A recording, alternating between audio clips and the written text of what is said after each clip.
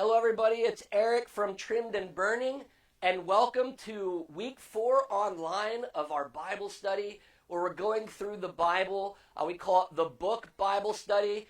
It is God's Word as one story through one family, which means although the Bible is a library, there's 66 books in it we've been talking about. It's in one book because it does tell one story. It's God's message to us.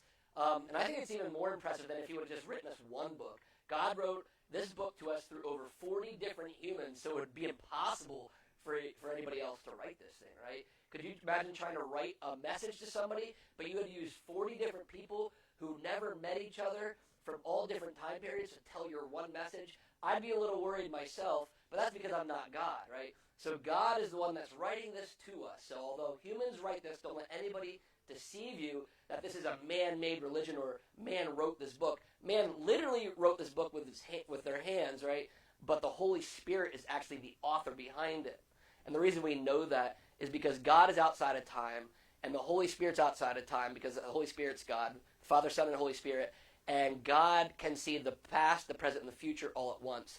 So by telling the future, if I told you the future, what was going to happen tomorrow to the precise moment, you'd believe me more, right? That would authenticate that I knew something that you didn't. And that's what God did here. So we're in there, we're in the book, and we're in the book of Judges. But we've been in the history books, right? So we did the Pentateuch, the first 5 books of Moses, and now we're in the history books. We did the book of Joshua before we came online because we've actually been in this Bible study for 2 years now. But we finished Joshua, and now we're into Judges, which is the second book of history, the 7th book of the Bible if you're going in chronological order. And we're actually going to, Lord willing, wrap this book up, the book of Judges, tonight as well. We're in Judges 19, 20, and 21. But we're in the history books. After this book comes Ruth. That's the final history book in the Judges. Then we have Samuel, Kings, and Chronicles. That's the monarchy. And then Ezra, Nehemiah, and Esther is the post-exilic books. And we're going right through in order. So after Judges today, we'll be getting into Ruth, Lord willing. So we've been in the book of Judges, right? And the book of Judges has been showing us that everything is a spiral, right? And we're going to even find that today in our lessons, that everything in the Bible is a spiral pattern. I don't know if I've talked about this online before, but I've talked about it in my other Bible studies, how actually in nature, the cool thing about nature is everything grows in a spiral. Ram's horns, hurricanes, even toilets flush in a spiral, actually. But everything spirals. That's because of the Fibonacci sequence. If you're into mathematics, you might know about the Fibonacci sequence. That's a code or a design that the Lord has written into nature. That's how things physically grow in a spiral. But we're finding out in the Bible also tells us that the spiritual world is a spiral. Patterns of our lives spiral, right? Not only physical, but the non-physical, the spiritual realm, right? And we learned that right here in the book of Judges, that you'll see Israel sin. God will send oppressors that go into oppression. They repent. God delivers them. They get into some peace and prosperity, and then they slip right into sin again, right? We've been learning about how peace and prosperity can lead us right into sin if we're not careful, and we start to get focused more on this world than focused on God. And it's not a sin to have blessings of this world, right? To have wealth. Abraham had wealth. Solomon had wealth.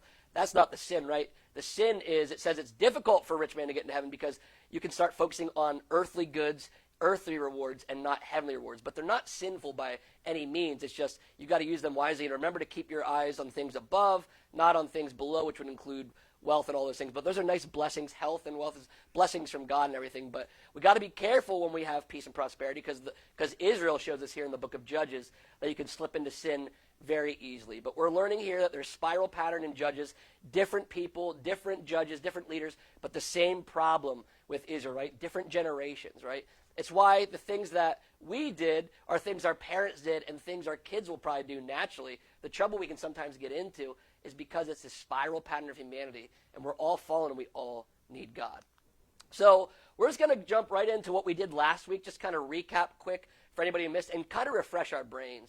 And some people say, Eric, you do a lot of reviewing. Why do you review so much? Well, first off, you can't really learn anything just by hearing it once, right? Repetition over and over is how you really remember something, right?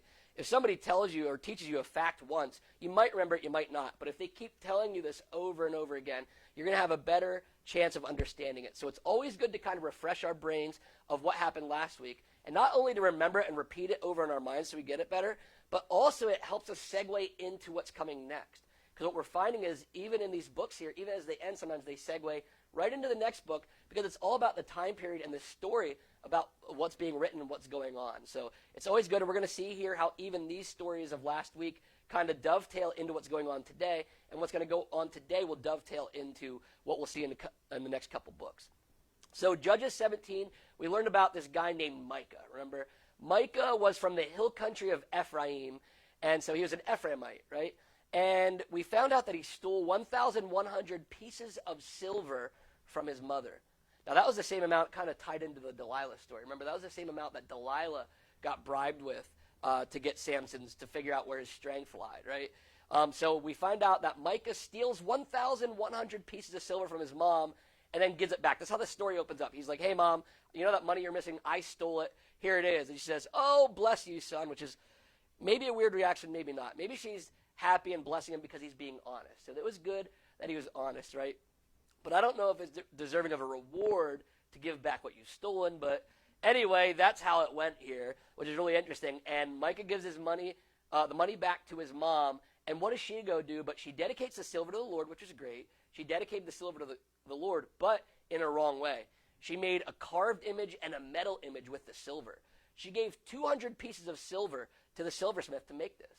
And now remember, we figured out that right around 10 pieces of silver was probably an annual wage. So if she gave 20 pieces, you know, that's quite a bit. That's like 20 times, that's like 20 years or something of pay that she just spent on this graven image, which, just go back to the Ten Commandments. We're going to find out here that they're breaking rule number 1 and rule number 2 right out the gate.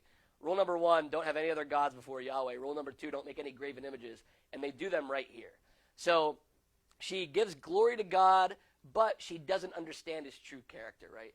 And we're going to be reminded that there's people like Micah's mother out here right among us in the world today. You can go out in your area, wherever you live, and find people who call themselves Christians, but then they're going to start saying that God is okay with this and God's okay with that, and it's not a big deal if you do this. And it seems they haven't read the Bible before. And you can say that kind of here about Micah's mother. Although it looked good on the surface that she was blessing Yahweh with this money, she was really sinning right in his face, right? So if you didn't know that, if you didn't know any better, you would have thought she was doing a great thing. And I bet you all the people there thought she was doing a great thing, but really she was sinning right in Yahweh's face, breaking his first 2 commandments right off the bat. So they made an ephod, which was only supposed to be for the Levites. He's from Ephraim. And they had household gods. So those are more gods than Yahweh, right? And those are the spirits. Those aren't, God Yahweh himself. Those are the spirits that Yahweh created called gods, high, powerful beings. But they made household idols to them, basically, which was a sin there. But, of course, it reminded us that in those days there was no king in Israel, right? Everybody did what was right in their own eyes. And that's what we're seeing. And the Bible, the book here, reminds us of that over and over, probably to say, hey, I know they just did all this stuff, but remember, there was no king. Everybody was doing whatever they wanted, so we're not really condoning this, right?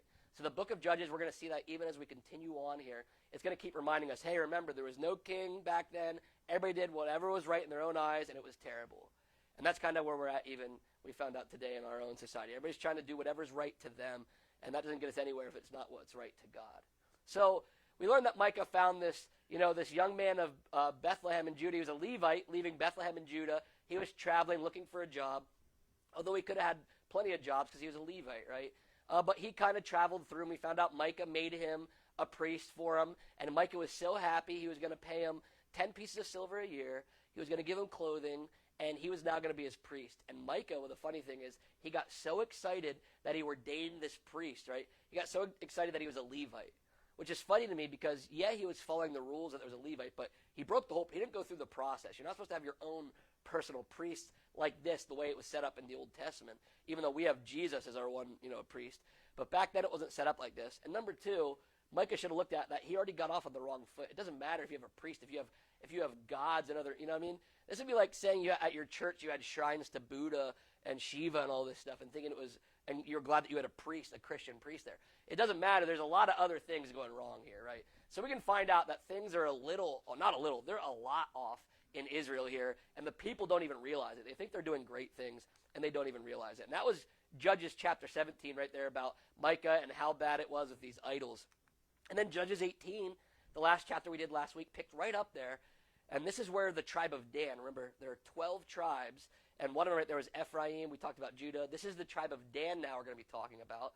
And that's the tribe that Samson came from. So remember, Judges 16 was Samson. You can kind of see how it's kind of stitched and glued together as we continue on in the story here. So it's right in the same little area of Israel, the south central, southwest area kind of there. But Dan, it says, was seeking an inheritance to dwell in, which we talked about last week was sinful because God had already given them land. When Joshua got in there, all the 12 tribes had their allotted land. Dan just didn't like it, right? It's like if you gave land to your kid and said, hey, here's your land. They said, oh, I need land. I don't have any land to live on, just because they didn't like it and it was too small, and they didn't want to, do the work to make it more suitable, like clear the trees or something.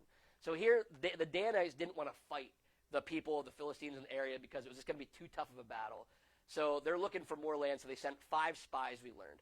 And those 5 spies, as they were going from Dan to check out the land, they came to Ephraim and the house of Micah, and they lodged there, and they ran into the Levite, and they noticed that the idols and things were there.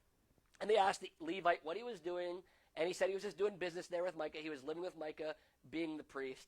So the Danite said, oh, you're a priest, you're a Levite. Are we going to be successful on our journey? And the priest says, yep, everything's under the eye of the Lord, which again was a sham because he wasn't really, God could, had his eye over them, I guess, but we're learning that, again, the priest was kind of a sham because it wasn't done properly here. But the Danites, the 5 spies here we learn, kind of run into them here and notice what's going on here. After this, we learned that there's 5 spies from Dan that went up to Laish, and Laish is all the way up north above the Sea of Galilee, above Galilee where Jesus is even from. So all the way up north there, not far from Mount Hermon. And Mount Hermon's really interesting because that's what the ancient Hebrews believed. That's where the gods of Genesis 6 came down. The sons of God came down on Mount Hermon and came down south into Israel. That's what they believed. So that's why Mount Hermon's a big landmark up there. But Laish was a place up there, and these spies found out that the people were kind of comfortable. They weren't suspecting an attack. They thought life was grand, and they didn't really talk to a lot of people, right? They didn't have a lot of neighbors they associated with, nobody that would have checked in on them. So, they right away, they realized, oh, we could take over here. Nobody would check in on them. Nobody will even know. And they're not even suspecting a fight, so we can just kind of go in and take the land. And they go back and they tell all the Danites that they're going to take this land, that it's spacious and had everything they needed. So they sent 600 men from Dan to go fight with weapons, maybe because they thought it was going to be such an easy battle. They didn't even send more than 600 guys up there, right? But the 600 men go out from Dan, and they came to the house of Micah, and we found out that they found all the ephod and the household gold and the carved images and the metal images, right? The 5 spies spoke up and said, hey, this is what we found. Go ahead and do what you want. And we found out that the Levite at first, the priest, was trying to stop and say, what are you doing here? You shouldn't be taking all these things out of Micah's house, until they kind of tell him to be quiet. They kind of intimidate him. And then they talk him into being their own priest, we learned, right? So they rob Micah of all of his, his household gods and the ephod, and they even take his priest, and they convince the priest in his pride to say, wouldn't it be great to be a priest of a whole tribe than over one guy? And he was glad because his pride got to him. So the priest was now all of a sudden happy that they were taking these images. And we found out that Micah got mad after they left with his gods, his little idols, right? And the Danites kind of say, what are you going to do about it, right? You can fight us. And Micah realized they're too strong. He'd get killed, and he just has to kind of let him go. And the Danites end up taking his idols, and they go up into Laish. The people of Laish were unsuspecting. It was a good report from the spies. They were able to take over the land, burn the land, and then the Danites rebuilt the city, and they renamed Laish to Dan, right? And that's how I talked last week, that Dan is the most northern point in Israel, is what it's usually used as. So when people say from Dan to Beersheba, they're saying from north to south. So all the way from north to south, when you see that, and you'll actually see that right here at the end of Judges, they'll start using that term, all the way from Dan to Beersheba. And that just means from north to south, because at this point, Dan became the most northern point. And it was evil, right? Because they had idols set up there to God. And we learned that they set up idols there. And this is kind of a segue later on. We're going to learn that King Jeroboam actually sets up idols in Dan, the city of Dan, later on when the kingdom gets divided. So in the future, we're going to see that the Danites kind of created a culture here up in Dan of idolatry, right? And it'll continue on later on. It says actually until they were taken out of the land for captivity, when the Assyrians came in. So the Danites were in idolatry all the way until God punished the northern kingdom and came and took them by the Assyrians. And that's where we were at last week. Does anybody have any questions or comments just based on those chapters. And by the way, if you're watching online, you can go ahead and type in any questions or comments you have and also participate just like you're in the room with all of us here. But does anybody have any comments or questions just from last week's couple of chapters we just covered there?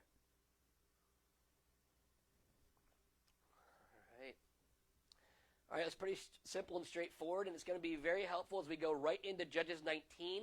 This is going to be new material. We're going to finish up, Lord willing, the final 3 chapters of Judges here, and we'll be finishing out the book.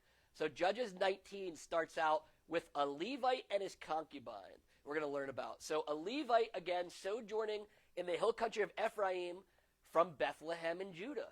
Isn't that interesting? That was exactly how the last story happened. Remember, Micah found a Levite leaving Bethlehem of Judah and in the hill country of Ephraim. It doesn't say it's the same guy, and it might not be, but it's interesting that they share the same details here, right? But we find out that this Levite here who was sojourning through Ephraim, he had a concubine. For those who don't know, concubine back then, it wasn't a wife. It was basically like a woman, a partner for a man, but did not have the status of wife, was below a wife. And we know that was sinful. The Bible does never condone that. The Bible makes it very clear marriage is between one man and one woman. But again, the Bible, there are sinners in the Bible just like you and me. So everything in the Bible is not condonable when a human does it, because humans are prone to sin here.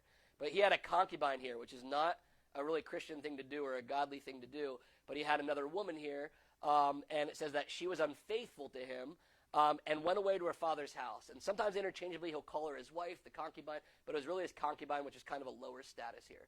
But we find out his concubine was unfaithful to him, and she left to her father's house. Now, we probably think unfaithful is what we all think, sexually unfaithful to him, or she just kind of left him and just ran away to her dad's house without his permission.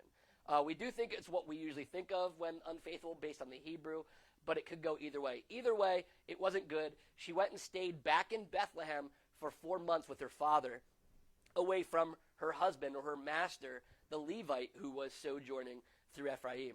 And we find out that the Levite actually goes back to her father's house to speak kindly to her, and he wants to bring her back. So he's trying to go back and get his concubine. So the Levite's wife or concubine brought him into her father's house when he gets there, and it says that his father-in-law, her father, was so happy to see him and was full of joy. So the father asked him to stay for 3 days, says, hey, it's so glad to see you. You should stay here for 3 days. And it says that he did, and they ate and drank together, and he spent the nights there, and they had a great time.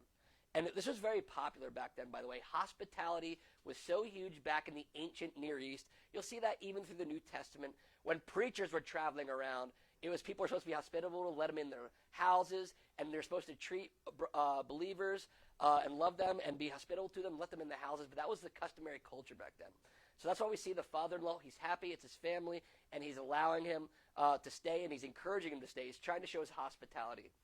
So it says that the Levite rose to leave on the 4th day, but his father-in-law said, hey, well, why don't you stay one more day? One more day, and we'll hang out through the night. We'll have more food and drink. And even though at first he's like, no, I should be going, he kind of convinces us, no, stay. And the father-in-law, or the concubine's dad, convinces him, and he stays another night. Then we learn he rose again on the 5th day. On the 5th day, he woke up again, got ready to leave first thing early in the morning, just like a lot of us when we're traveling, we're on a long trip, we want to wake up early. If we have a long ride home, we want to leave first thing. So he's probably getting ready to leave. And the father-in-law says again, hey, you should eat again and wait until, the end of the day, until you leave. It's getting dark. And the Levite and the concubine, the servant, go to leave, and the father-in-law asks him to stay again. And this time the Levite says, no, I got to be going. Like, it would be great to stay, but I got to keep leaving. It kind of reminds me of, like, when I'm on a vacation and I really want to stay. I'm always joking with my wife about how we can stay one extra night because I don't want to go home. And I'm having such a good time at the beach or the cabin. And just one way, can we call off work and work one day in, right? But at some point, the jig's up. You got to get back to reality, right? So that's probably what happened here. The Levite's probably saying, I'm having a great time and all, but we can't sit around eating and drinking every day, every night. We got things to do. I got to be going on my way. And he finally goes ahead and leaves. And he left and arrived, it says, opposite of Jebus, and the land of the Jebusites. And this was the ancient name for Jerusalem before it was Jerusalem. It does not become Jerusalem until King David comes and takes over the Jebusites there. So Jerusalem used to be called Jebus. So now we're seeing is right near Jerusalem is where he ends up after leaving. Now it says the day was nearly over, and his servant said to the master, the Levite, that they should spend the night in Jebus. Says, hey, it's getting dark. We should stay here in Jebus for the night. And the master says, no way. I'm not going in a city of Gentiles, a city of foreigners. He says, let's just keep passing. I don't want to stay with any Gentiles. I want to keep passing till we can find maybe Gibeah or Ramah. And those are two Jewish towns. So he's saying, you know what? I should stay with my people. It's not safe. It's not good to stay with Gentiles. I'm just going to pass on around, and we'll go find them in Gibeah or Ramah. And they end up staying at Gibeah. And we learn here that Gibeah is of Benjamin. It's from Benjamin. And Benjamin is one of the 12 tribes, remember? So there's another tribe, Benjamin. We heard about Judah. We heard about Ephraim. And we heard about Levi. These are all the 12 patriarchs, the 12 tribes of Israel we're learning about. So they're all God's people, just the 12 different family lines, right? So they stay with the Benjaminites. So it's a Levite, and a woman from Judah, the concubine, staying in the land of Benjamin. So it should be their relatives, kind of like staying at your cousin's house or your uncle's house, right? It's family, and they're supposed to be staying there. So he goes out into the open city square to find a place, but nobody would take him in. And we just learned from the beginning of the chapter that people were supposed to be hospitable. His father-in-law was all about, this is interesting here, his father-in-law wanted him to stay, come on into my house. Here he gets into Benjamin, and nobody wants to let him in. All the doors are locked, nobody's opening the door, nobody's letting him in. Complete opposite treatment he got from the concubine's father. And he can't find anywhere to live in. This is not good for this kind of gives you a bad taste in your mouth about the Benjaminites, right? Imagine if you didn't have a place to stay and nobody in the town would open up the door. You're not going to really like, oh, what's these guys' problem, right? So we're kind of seeing Benjamin kind of has a problem already. They're not being hospitable to their people. So we learn that while he's sitting in the square, an old man was coming from working in the field. It's evening now, and his shift's over. An old man comes into the town square and sees him there. And he says, the man in the place, the Benjaminites should be letting you in. What's going on? And the old man, he saw him, and he asks, where are you going and where are you coming from? Why are you out here in the square? And the Levite says, I was in Bethlehem, but I'm headed back towards Ephraim. I went to get my concubine in Bethlehem, down in the land of Judah, and I'm passing through to go back to Ephraim where I was sojourning. And nobody's taken me into their house, so I'm just kind of hanging out here in the square with my servants and my donkeys, and my concubine. And the Levite says, now, hey, I don't want to be a burden or anything. We do have enough food to feed our donkeys. We don't need any food for our donkeys. And he says, I even have enough bread and wine for everyone here, my servants and my concubine. Basically kind of like, hey, I have a place to stay. I don't need any food, don't need anything else. I can take care of me and my people. We just need a safe place to stay. So the old man says, I'll take care of you guys. Just please do not spend the night in the city square. And it kind of gives me the vibes here, like imagine being in an inner city, right? And you see somebody out sitting on the streets, and it's like 9 at night, 10 at night. It's starting to get really dark, and it's starting to get a little dangerous. And they don't have any, they're saying, hey, we don't have a hotel to stay in. You'd say, just come with me, and I'll find you somewhere. It's probably not good to be out here, right, on the streets. That's kind of what he's saying here. It's kind of, you can kind of get the vibe. He's like, oh, it's kind of dangerous out here. Just whatever you do, just come with me. Just please don't stay out here. He says, I'll give your donkeys food and everything. And it says that he took them back. He washed their feet, and they ate and drank. So this old man was an hospitable man. So as they were enjoying themselves here, back at this old man's house, everything's going well. They now were surrounded, it says, by the men of the city. And some translations, my translation, called them worthless fellows, basically troublemakers. And they surrounded the house, and it says they were banging on the door of the house and asking the old man to bring out the Levite. They had known that the Levite was in their town square, and they didn't want to, nobody was going to let him stay in their house. But now all of a sudden, he's in the old man's house, and they want in after him because it says they want to, quote unquote, know him. Does anybody have any memory of this happening previously in the Bible? Does anybody remember any story online or in the room? Yes, the story of Lot. Remember Sodom and Gomorrah? So remember how I said everything is a spiral in the book of Judges? We saw that. But we're seeing, again, we saw about how the barren women in Judges are like in Genesis. We're seeing even this here. In Sodom and Gomorrah story with Lot, they surrounded him. They were trying to get in. Remember, they were trying to find those angels, right? It was a reverse of Genesis 6 when the angels saw women. Well, now man had seen angels in Genesis 19 it was. Now we're in Judges 19, ironically the 19th chapter, and the same thing's happening, but this time it's coming for the man. They want the Levite again. So it's an improper relationship. Well, they want some, a man with a man. That's what the Bible says not to do. And the old man's outraged, first off, because he's supposed to do everything he can to show hospitality, to keep his guests safe. And definitely not to give him up into these evil, wicked acts, right? So the old man ask him to stop being so wicked. And similar to the story in Genesis, he offers his virgin daughter, and he even offers the concubine. They're saying, hey, if you want something here, you want to know somebody, know these women. You can have them. Just please don't bother the Levite. And you got to understand, again, the reason maybe behind this is it was customary to protect your guest, and the master was the highest guest of honor, and they were there protecting him. It was the way the culture kind of worked back then. It doesn't mean it was right at all for them to offer up the daughter. It's kind of sad. He should have just told them to all go away, because it was all wicked no matter what, I believe. But he offers his virgin daughter and the concubine. And sadly, it says they violated them, and they did what they wanted, and they left the Levite alone. But it came at a price. It says the men of the city did not listen. They made the concubine, go out to them. The men of the city knew her and abused her all night, which is awful to think about the hours. It wasn't just a one-time event. It was all night, and they finally let her go as dawn began to break, right? So it was an awful night for the concubine. And the woman, the concubine, came and fell at the door of the house, it says. And the Levite rose up in the morning, opened the door of the house to find her laying there. He sees her laying at the doorstep, probably all bloody and bruised and beaten. And he says to get up. He says, hey, come on, get up, get up. And it says there's no answer. And we assume maybe he thought she was dead, or maybe not. Maybe he wasn't sure. But the Levite picks her up, puts her on his donkey, and it says they go home. And I'm sure if he didn't realize right away, when she wasn't moving, that she was dead. So he, unfortunately, by donkey home, and it gets pretty brutal here. When he enters his house, he takes a knife, the Bible says, and he divided his concubine limb by limb. It's almost like a horror film here, into 12 pieces, which is bizarre, right? 'Cause this is his own concubine. It's a woman that he had as a lover, and he chops her into 12 pieces, which is bizarre. These other guys abuse her and kill her, and he does this. But he sends this out as a warning. He wants all of Israel to know this evil. Very different way than I'd go about it. But this is the way he's going to go about it. He chops it up into 12 pieces, sends it out. The 12 pieces was one for each tribe. So every tribe of Israel got one of her limbs. And it's believed that he sent a message along with it. Maybe to explain a little bit what happened, or just kind of give them some background. But they believe that there was a message sent along with them.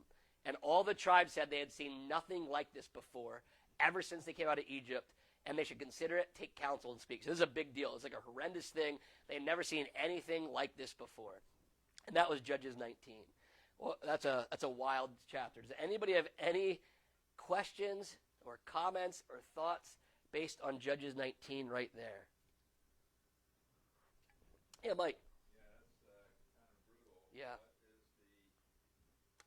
What is the biblical application here? Yeah. So it's sometimes it's tough to find spiritual applications. So what we're learning here. So he cuts her up into 12 pieces. What we're learning here is probably that's sinful to do. First off, it's showing us how wicked things could get. I guess showing us how vile things can get when there's no leader. Because we're reminded over and over again that in these days there was no king, and everyone did what was right in their own eyes. So it shows that the more things go unchecked, the more humans do what's right in the humans' eyes, the more these kind of things can come and happen. So the more evil that can come, I would say. I don't think it's authorizing anything by any means. It's just showing that how bad society spirals out of control with God as their leader, as their king. And that's what we're learning here, because remember, God was always supposed to be their king. That was always the plan. Jesus was always going to come, and he still is, to be an earthly king, right? But they got impatient. They didn't have a king. They kind of disregarded Yahweh, and they had no leader over them, and they're doing what's right. So I'd say the application there is kind of like if God's not your leader and humans are your leaders, everybody's doing what's right in their own eyes, some things are going to get pretty wicked. So that's a great question, though. It's a brutal story, and still can't explain everything in the Bible, but yeah, this is a pretty graphic and brutal one. And I think part of it is to show, you know what I mean? If it would have just said he took his concubine back on the donkey and went home and told everybody about it, that would be sad. But when you see this, it's almost like we're mortified to think what's like, wow, Israel is in great despair. They are not a very godly nation. First off, that was an attack that wasn't, remember back in Sodom and Gomorrah, those were Gentile people. Those weren't the people of Abraham. So these are actually Jews doing this kind of stuff now. So it shows you how Gentile evils that the Gentiles are prone to do, like we are also prone to do to sin, is that Israel or God's people in our lives can spin right into sin that the world falls into if we don't have God as our leader. So the Jews slid right into that there. So that's a great question. Any other questions or comments based on that chapter right there? Yeah, we're good? All right. We're going to go right into Judges chapter 20 now. So now we're going to continue on from the story, and we're going to learn about Israel's war with Benjamin. So you're going to see this is another pattern, civil war. There is a civil war that will be coming that we know about in the kingdom after Solomon dies between Rehoboam and Jeroboam. There is a war, but even here, and we saw it even before, remember, with Japheth and the crossing of the Shibboleth thing. We've seen before Israel fighting with each other in Judges. There's still not a lot of peace here. There's still a lot of evil and warring going on. But we're going to see a little bit of a civil war break out here. So it says, all of Israel came out. Of course they would after they got a chopped limb from somebody, right? Something's wrong here. And here's that Dan to Beersheba, right? All from Dan to Beersheba. All the tribes from north to south came out. So everybody, this is like kind of calling the delegates from all 50 states. Everybody in America meeting up in Washington to talk about something big, right? So this is a big problem here. And the people of Israel ask how this evil had happened. And we've kind of learned there that the Levite tells the story about how the men meant to kill him. So now we learn here, it wasn't only to know him. They were going to know him and kill him. They were going to abuse and kill him too. At least that's what he says here in the story. He says they were trying to kill him, and instead they violated his concubine and killed her, and how egregious it was. And he says, and I cut her up because it was an abomination and outrage in Israel. He gives us the exact reason right here. And he says, he asked the people of Israel to give their advice. He says, I just did this to get your attention because how evil and what an abomination this event was. I want it addressed. So Israel says, you know what? None of us are going to return to our houses. We're not going home until this is solved. We're going to go and we're going to come against Gibeah to repay them. We're going to go find those men, right? So the tribes of Israel sent men all throughout Benjamin because Benjamin does not look good. These are the ones that did this. The tribe of Benjamin looks really bad right now. And they go and they say, hey, tribe of Benjamin, you guys got to give up the men from Gibeah, those worthless men that did it. We want to purge evil from Israel. We want to get all the evil out of here. We want to become a godly nation. So the Benjaminites, it says, would not listen, which is crazy to me, right? But they're loyal enough to their tribe here, which is really interesting, that they're like, no, we're not turning them over. We're not going to do that. And instead, they went out to fight. And it says that 26,000 men of Benjamin drew their sword on top of Gibeah. Gibeah, or the town where it happened, sent 700 men. And all it says were left-handed, and they could sling a stone at a hair and not miss. So these guys were trained, skilled, war professionals, men of valor. But it's kind of crazy to me that Gibeah had 700 men. Could you imagine somebody coming in your town like, hey, there's these guys in your town that, raped and killed this woman, and you want to fight with them? You say, oh, I'm going to protect them. You'd never stand up for them. That's how bad it got here, that the tribe of Benjamin was going to stand up, and even the people of Gibeah were going to stand up for these evil murderers. This is how bad things have become. So we essentially have a war here, 400,000 from the 11 tribes of Israel versus 26,700 from Benjamin, if you add that up. So it's a pretty lopsided war, right? Should be pretty lopsided here. So the men of Israel, it says, went up to Bethel, and that's where, God was at the time. That's where they would go to worship God. And they asked God properly, who should go up first to fight against Benjamin? And the Lord says, Judah shall go up first. So it says the men of Israel camped at Gibeah and then went up to fight them. But what had happened here is Benjamin was able to destroy 22,000 Israelites, which is interesting. It kind of reminds me of the Battle of Ai, except we don't really have an issue with stolen treasure here, which is the interesting thing. But these men go up, they go to fight, and they get wiped out even though they shouldn't have. You think, they should be outnumbered. But the Benjaminites killed 22,000 Israelites, almost the amount of Benjaminites that were there. But it says Israel took courage, which is good for them. They took courage and they drew the battle line up again. And the people went up, it says, and they wept before the Lord. They cried before the Lord about what had happened. And the Israelites say, they ask God, should we go fight him again, God? And God says, yep, go up and you're going to fight. Go ahead, go fight Benjamin again. So Israel goes out the second day to fight Gibeah. And this time Benjamin destroys 18,000 men of Israel. So they're killing them by the thousands. Now, this is a wipeout. This is a lot of people being killed here. This is a bloody, bloody battle going on. And ironically, Benjamin, this evil tribe that has committed all these things, they're actually winning, and they're outnumbered, but they're winning this little civil war that's going on here right in Israel. So, of course, all of Israel went out to Bethel and wept again and cried. I would too. And this time it says they fasted, they offered burnt offerings, and they offered peace offerings. So it's a little bit different now. Now they're fasting because they got wiped out in this war twice. And they're trying to take care and purge the evil of Benjamin, but they're getting wiped out. So they fast, and they offer burnt offerings and peace offerings.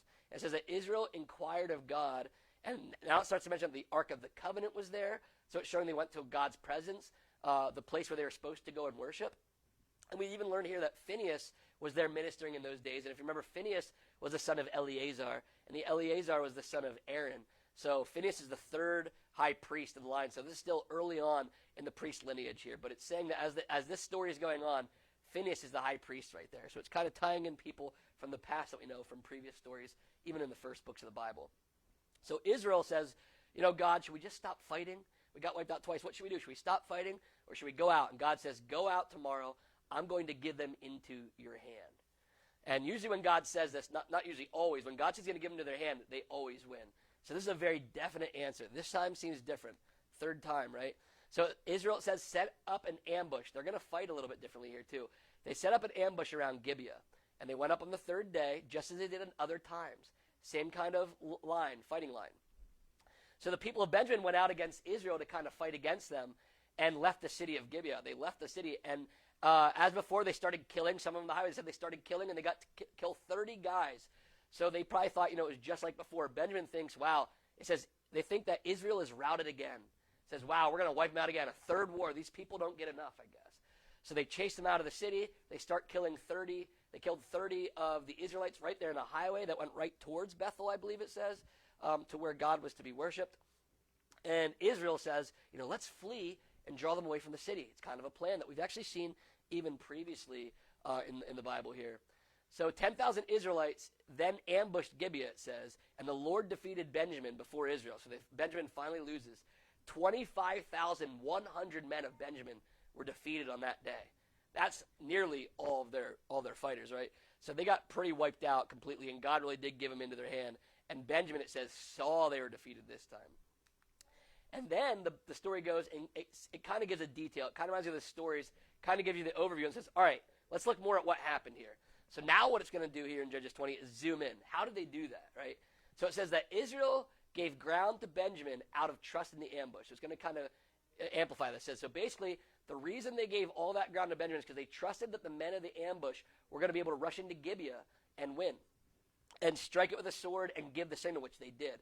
Now, the signal they had agreed upon, we are learning here, the signal they agreed upon is when they were supposed to turn around was when there was smoke coming up from the city. So the men that were going to flee from Benjamin were going to wait until they saw smoke coming out of the city. When they saw that, they knew to turn around and charge because they had them sandwiched, right? Because the entire city was taken. The city of Gibeah was taken by the other Israelites, and that was going to be their sign. And we've seen this happen before. But this is why Benjamin thought they were going to win. They got lulled in. They thought they were going to win, and they ran out of the city. That was their big error. They left home base, and they had people kind of sneak in. Kind of if you lured somebody out of their house, somebody snuck in the house. That's kind of what had happened here. They lured them out, had them be chased out, so they kind of sneak in the back door there. And it kind of echoes here again that Benjamin had killed 30 Israelites in the chase, in that original chase. It's letting us know. But then it says even the Benjaminites saw the smoke and the city was on fire, and then Israel had turned on them. So they knew something was going on here. And Israelites chased the Benjaminites. And now it kind of gives us a breakdown of how the killings happened. So at the original chase, 18,000 men of Benjamin fell. Then it says Benjamin finally turned and fled to the rock of Rimmon. So they changed direction. They go to run towards the rock of Rimmon. Then they killed 5,000 more men there on the highways. And then they were pursued by Israel to Gidom, where Israel killed another 2,000 men. And now there was only 600 men remaining. It says 600 men remaining that fled to the rock of Rimmon for 4 months. So they went there 4 months. And it's interesting. It's the same pattern. Remember the concubine hid for 4 months, or was at her father's house 4 months? Now we're seeing here 600 men of Benjamin that are left surviving. They're going to hide out at the rock of Rimmon. They're kind of fleeing like a fugitive. Just like remember when Samson, this is kind of a common thing. When you're in danger, you'd flee. You kind of hide in caves, hide in the mountains, hide in the rocks here. So 600 Benjaminites now hiding at the rock of Rimmon for 4 months. And we learned that the men of Israel turned back against the people of Benjamin. They struck them at the edge of the sword. It's kind of recapping. And how they wiped out the city, the men, the beasts, everything they found, they wiped it all out. And all the towns they found, they had set on fire. So it kind of just recapped that battle scene. And that was Judges 20. Does anybody have any questions or thoughts or comments based on Judges 20 there? Yeah, Mike. Well, if memory serves me well, I think that King Saul was a Benjaminite. Yes, starting to draw the line here. And I think he said something about that we are the smallest tribe. Yeah. Is this why they're the smallest tribe? Yes, so this is beautiful. This is an awesome story. So, it's so cool when you start reading the Bible in order like we're doing right now, is we're starting to understand why things are the way they are. So yeah, they get pretty much wiped out. And as we go into the next chapter, we're going to learn that it was such a small tribe because they pretty much slaughtered. Well, these are all the men almost here. There's only 600 men remaining, right? So it pretty much wiped down their population and created them into a pretty small tribe. So this would have really lowered their numbers, and King Saul, would have had to come from one of these 600 men. So that's a great observation. He would have had to come from, and it's an awesome observation right there too. We can start to draw the connections. Notice how all these stories are fading into the next one. Samson was in Dan, and then it faded into this whole story, of that area of a Levite. Now it's fading into another story of a Levite. But we're seeing here the common tribes at the end here is Judah. We're seeing Judah, and we're seeing Benjamin, right? And so the Benjaminites are looking bad. This whole story, the whole ending of Judges is like Benjamin's a pretty bad tribe, and poor Judah here, right? Because that woman was from Judah. So Judah is going to start looking like a good tribe, and Benjamin's going to start looking bad. And it might have been when it was even the time these books are written. Because remember, what comes next is kind of what you said. Saul was a Benjaminite, and David was from Judah. So we're starting to see the contrast here of the kingdoms, right? So when we get to the kingdoms, we get to Samuel, they're going to pick a Benjaminite, right? But if they would have read Judges, which probably wasn't written at that moment, but if they would have known the history of Judges, they would have known, the Benjaminites were kind of evil. But they chose Saul, a Benjaminite. And this Benjaminite tribe was the one that defended these rapists and murderers, basically, right? And that's the tribe that they picked their king from, by the way. So it shows you again how off Israel is, how off they were. And it's kind of showing how bad of a choice that was, because Saul comes from a pretty bad tribe, at least what they've done in the recent history, because Saul doesn't come much longer after this. Saul's only, a couple hundred years later after this, probably. But we're starting to see the contrast here. The end of Judges, the reason it ends by the way it does, is to kind of show us the difference between Benjamin and Judah, because those are going to be the lines of the kings of Israel, even though it was always supposed to be Judah. It started out with Benjamin with Saul, so it's a great observation. And Saul of the New Testament was from Benjamin too. Yes, I believe so. Yep. So it's interesting. Yep. And you'll see a lot of the names. It's really neat how the Bible uses names and they overlap and they will share characteristics, sometimes similar, sometimes slightly different, but a lot of times it is in like the meaning of their names too. And biblical names will sometimes tell a whole story in themselves too. But yeah, you're going to see, and it's what's so great about understanding these tribes, their histories, what happened. Because when you read the New Testament, or when you read later on, you'll be able to understand why things are the way they are. And like I said, even when we get to Jeroboam, why Dan, why there was idolatry there, was because it was kind of set up, that culture was kind of already there. So we're learning the backstory here. We're getting a little bit more of a clear understanding of why things are the way they are.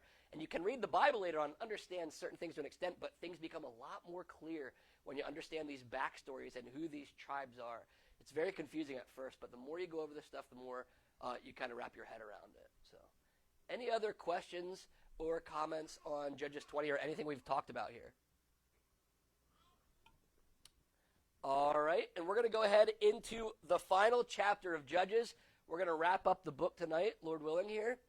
So Judges 21, now we're going to learn about the wives provided for Benjamin, the tribe of Benjamin here. So it says the men of Israel swore that none would give their daughters to them. So basically, out of anger, they made a vow to God, basically, that they would not give their daughters into marriage to any man in Benjamin. Basically, they're going to cut this tribe off, right? If there's no Israelite women, there's no women for them to give to. They are not going to have any Jewish women, and their bloodline would possibly die out, right? But the people of Israel, it said, wept bitterly to the Lord because they were concerned at the fact that the tribe was lacking in Israel. So they probably made it in the heat of the moment, this angry. They vowed, they'll never be able to marry our daughters. We made this promise to God. And now they're kind of remorseful and sad. That happens to us sometimes. You get mad at somebody, you say something, you're never allowed to do this again, you never can do that. And then 10 minutes later, you kind of feel sad inside that you're upset, and now you want to go and apologize. And that's kind of what's happening here. They realize, you know what, Benjamin, that's our brother, even though I know they're evil, wicked, and wrong. But they're not supposed to be blotted out. We're supposed to be the 12 tribes of Israel. They're kind of upset here, right? They're really bothered by this. So early the next day, it says they rose, they built an altar, and they offered burnt offerings and peace offerings to the Lord here because they're concerned about all this. So Israel then, it says, asked which tribe did not come to the assembly of the Lord, because it said they had all taken an oath that if you didn't come up to worship the Lord, this assembly of the Lord here, that you were going to be killed, right? And we're going to find out this oath probably here was to kind of handle this situation, kind of take care of this in a way. They didn't know that, but it was God's way of dealing with this little issue here. So it said they had taken an oath to kill anyone who didn't come. So Israel had compassion again on their brother Benjamin, it kind of says, because Benjamin's currently cut off, and they're concerned, how are we going to get them wives? The Benjaminites need wives because we need their tribe to continue on. So it says Israel had sworn not to let any of their daughters marry them, but they wanted to find them wives. So they found out that the one tribe that had not come was Jabesh Gilead, right? It was this little clan, this little tribe down in Jabesh Gilead, and the congregation, it says, sent 12,000. Israel sent 12,000 men to that area. And the 12,000 men were supposed to kill all the men, the women, and even the children, sadly. They were going to go there and kill this group because they made this vow that anybody who didn't come, it's almost an extreme version. You don't want to do this. Like, if you don't come to church, you know what I mean? It's kind of like one of those things. Like, hey, who wasn't in church today? Let's go find them, right? That's kind of what they did. It's pretty harsh here. But they made this deal here, and they went, and it says they killed all the men and the women, except they weren't supposed to kill the women who hadn't slept with any men, hadn't laid with any men, the virgins, right? And they found 400 virgins among Jabesh Gilead. And it says they brought those virgins. This is their solution. Well, that tribe was sinful, so we're going to kill all the men, and we'll give their women to them, right? That was their solution to this. Except the problem was they had 400 virgins, right? And they had 600 men. This is kind of like, if you had a Thanksgiving dinner for 600 people, you only had 400 plates. You're going to be in trouble. You're going to say, where can I get 200 more, right? Same thing here. They had 600 men that each needed a wife, but they only had 400 women to give them. So they're 200 short. So it says the congregation of Israel sent word to the 600 Benjaminites at the rock of Rimmon, and they proclaimed peace to them. So it's kind of cool here. Because remember, the Benjaminites had no idea. It's kind of a neat thing. They're kind of hiding out, fear for their lives. And here Israel's crying like, poor Benjamin, how are we going to help them? The 600 guys, what are we going to do? They're cut off. So they send a delegation and say, hey guys, you're forgiven. We love you. You're our brothers. Sorry about that whole war thing. Sorry about all that. We're gonna take care of this. So we got 400 virgins for you. Here you go. We got some wives for you. So that's kind of what happens. And the elders, say, well, what should we do for the remaining Benjaminites? The elders of Israel say, how are we going to solve this issue? And they said, I have an idea. They thought of there's a yearly feast of the Lord at Shiloh, that people would go up to Shiloh. So they said, what about this? Let's tell the Benjaminites to go lie in ambush by the vineyards. They're going to go hide in the vineyards, and they're going to watch. This is kind of a creepy thing, by the way. This story, there's a lot of weird stories in the Bible, and this is one people don't usually know. Another kind of weird story here. They tell the Benjaminites, this is their plan. The Benjaminites are going to go hide in the vineyards where the grapes are, and they're going to kind of spy and watch, right? They're going to watch, and the daughters of Shiloh are going to come out, and if they dance, they're supposed to basically kidnap them and snatch them a wife and then go to the land of Benjamin. Really bizarre story. They basically say, hey, I know there's this whole festival here, and there should be some pretty girls up there, and they should be dancing. If they're dancing, they're all yours. Just kind of go hide out. So this is how they did it. This is kind of a weird way to court somebody. I'd probably ask her to dinner or something first, but instead they just jump out and they kidnap her. I don't know what kind of marriage that is, but back then things were different, okay?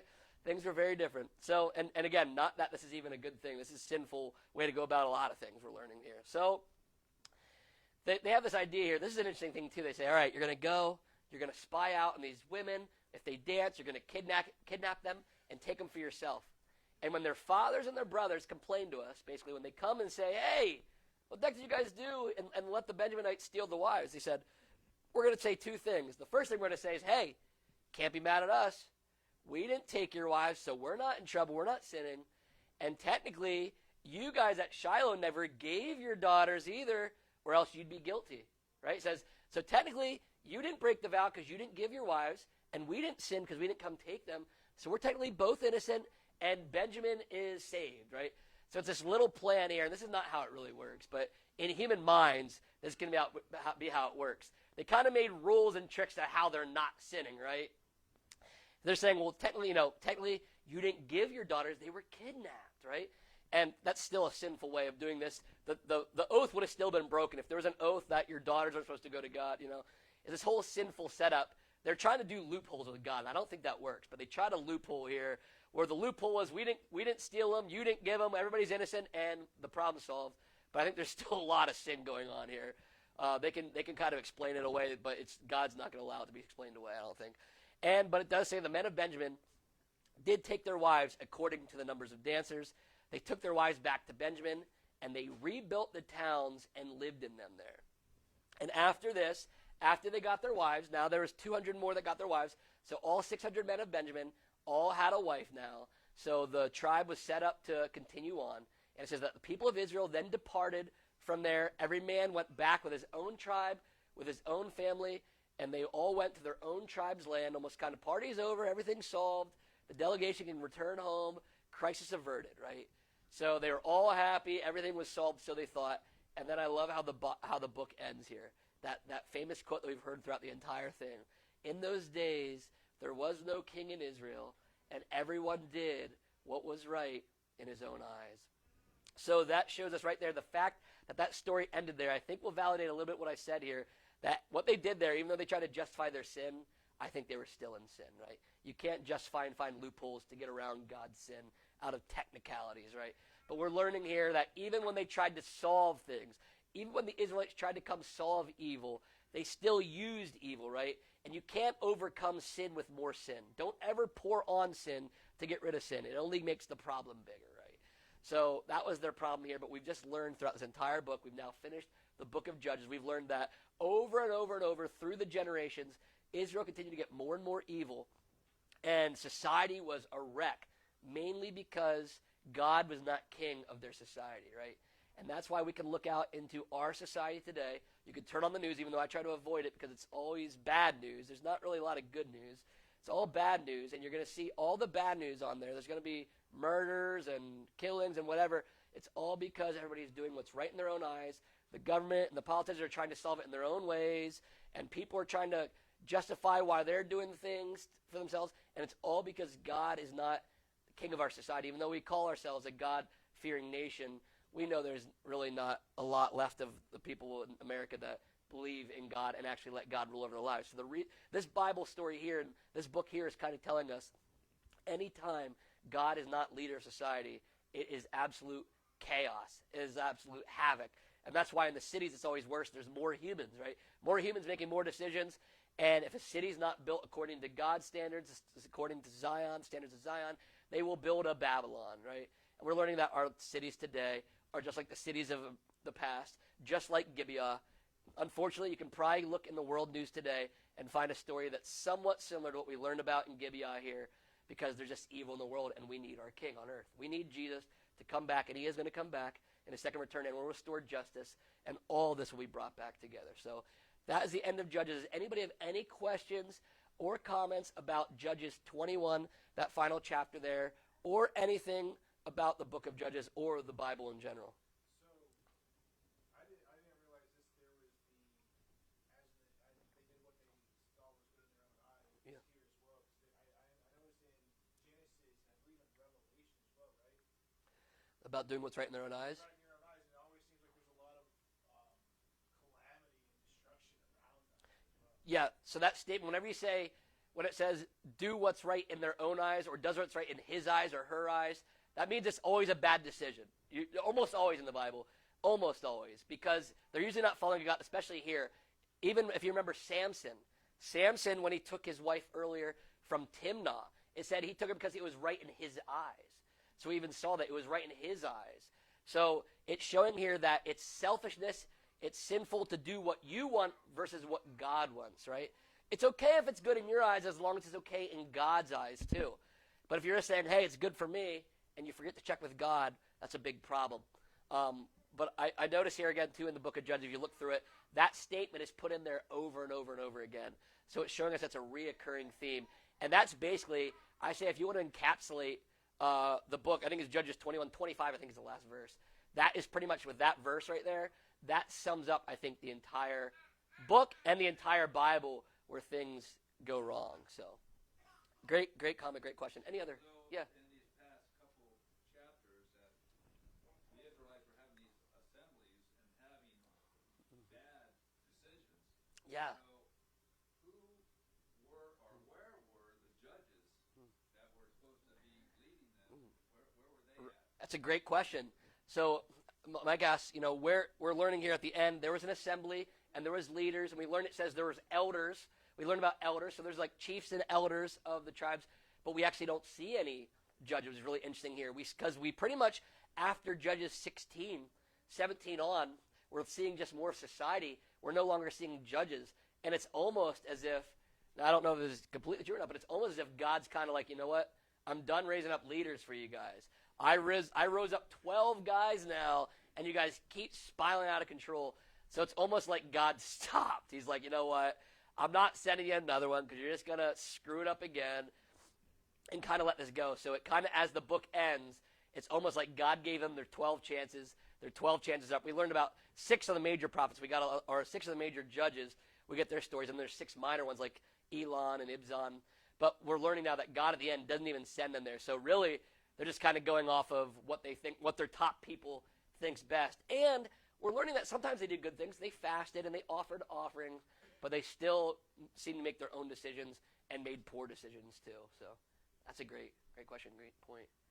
Any other questions or comments? Yeah. Back to Judges 19. So the virgin daughter was spared because the guy said no. Yeah. And then the Levite pushed The concubine out.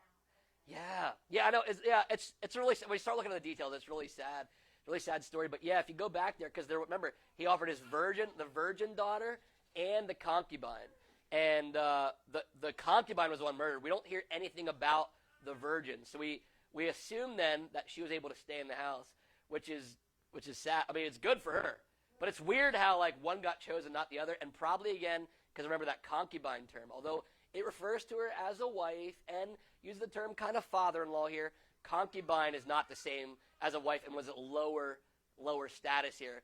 So almost maybe like, not like a maidservant, but kind of in that regard as a wife, as more of a servant wife, a wife for a reason, not really a wife out of love.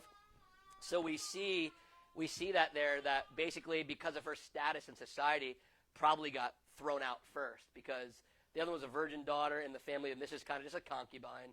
So kind of, she'll go out kind of first, and it's sad. But I'm sure if they would have had the other woman out, the virgin would have been taken too. But yeah, The relationship between the virgin daughter and her father was also murdered. right? Yeah, exactly. Yeah, so it's an awful, hideous story. There's nothing good that came out of that really, other than to show you how evil it is and how it's evil hearts of man. Remember, this happened in Judges 19, but it happened back in Genesis with a whole different Gentile tribe. So these people didn't know each other. It's in the hearts of man to do these evil, wicked things if they aren't in check. And it shows you how ungodly humans can be in their sin. That because these people didn't invent this, because somebody else did it before them. They just, in their hearts, had the same desire, these sexually evil desires. And again, they were coming for a man first, and they just settled for the woman. Where in the story in Genesis, they had to be blinded, right? They kind of snuck out. The angels snuck them out because they were coming after angels there. And that was a reverse of Genesis 6. Genesis 6 and Genesis 19 are kind of a twist reverse. But yeah, it's pretty awful what we see happen there.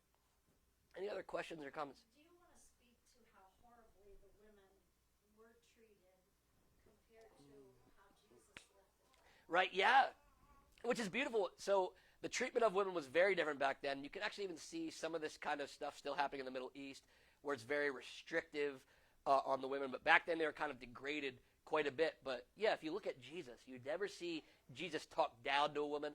You never see him, cast a woman out like this. You actually see the women are kind of like surprised. Remember the woman at the well is like, you shouldn't be talking to me. You shouldn't. And Jesus shows us how to love no matter what your culture says, right? No matter what society might think or what order they set. Jesus showed the precedent. You love and you treat everybody, especially every human, with respect, no matter if they're male, woman, race, anything like that. Even their religion. Doesn't matter if they don't believe the same thing we do. We're supposed to treat them with love and respect and honor. And that's what Jesus Christ did. You'll never see him use or abuse anybody. All he ever does is lifts up and pours into people. And that is to show us that God values every life. Because any human being that was created is created in the image of God. So anytime you hurt anybody, no matter who they are, you are hurting God's child. God's child, just like if somebody harmed your son or your daughter. That's how God sees it. So no matter who they are, no matter what status they are, how poor they are, what job they have, what color of their skin, anything like that, there's never a reason to degrade or put anybody down. And Jesus shows us that even if society, they did have their rules, and there are certain things. God does have a certain order, and the man over the household with the woman and everything, but Jesus is respectful and loving and shows us that you should never abuse that. And we see in the Old Testament that the men would abuse the way that God's order. They abused God's order. Wasn't for women to be abused. There was a respect and order. Jesus showed us actually how to be the perfect husband, even because he said you're supposed to love and sacrifice for the woman. You're not supposed to lord over and abuse the woman. You're actually supposed to be the protector, the one who would die for her. So Jesus flipped it and reversed it and showed them they were taking God's order out of context, really. So that's a great question, a great point there. Any other questions or comments before we wrap up on Judges here? All right, that'll do it for our Bible study here tonight. That'll do it for the book of Judges. Next week, we'll jump right into the book of Ruth. Go ahead. It's only 4-chapter book, I believe, so you can read the whole book. We'll try to jump in. We'll do at least 2 chapters, maybe 4. We'll see how we go. But thanks again. Make sure to share this. If you liked it, share it so other people can see it. Make sure to click like on the video. Subscribe if you haven't yet to our Trimmed and Burning channel. You can do that right here. But thanks again, everybody, for watching every Wednesday night at 6:30 p.m. We're here live. You can participate just like you could here. If you're on live, if not, you can always watch it back later on. But thanks again. Read the book of Ruth. We'll see you next week. Until next time, keep your lamps trimmed and burning.